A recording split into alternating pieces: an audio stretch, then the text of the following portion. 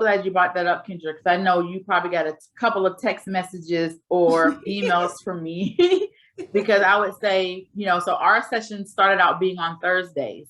And so, I had some Wednesdays where it was like, Kendra, this is a trigger for me. This is a major trigger for me to go and finish the exercise of, I haven't told my parents this, you know what I mean? Or self-examination, because I had gotten to a place, Kendra, where I was numb. I was barely functional. I'm telling you, it was the bare minimum. It was take care of my baby, get her to school, educate.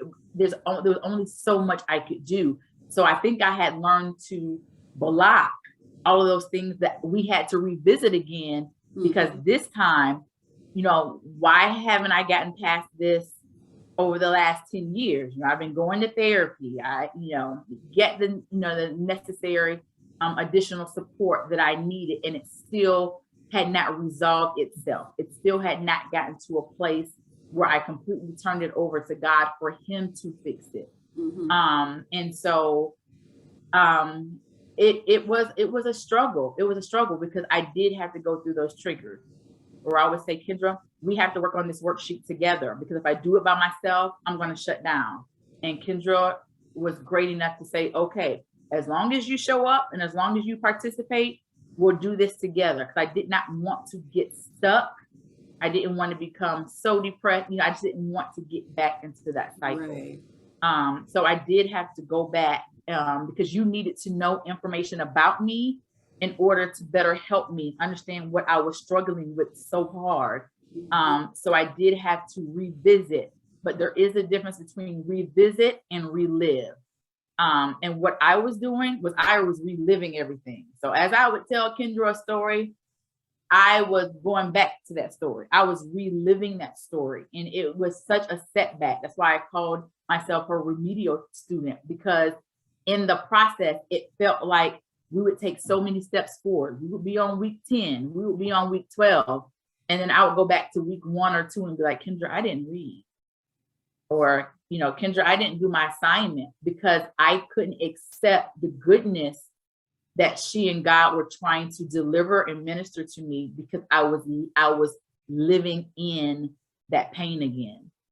So it was a very, very difficult process. But then you get to a moment, I know Kendra got tired of me saying, aha, I get it. Like, or what does that mean?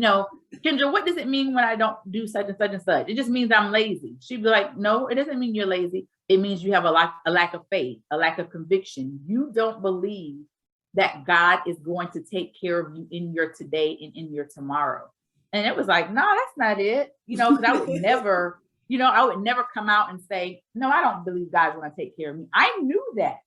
I grew up in the church. I have spiritual friends. I have a spiritual support system. So what I had to really see, and one of the biggest lessons that I learned was, but Kim, your actions do not match your beliefs, your values, or the words that are coming out of your mouth.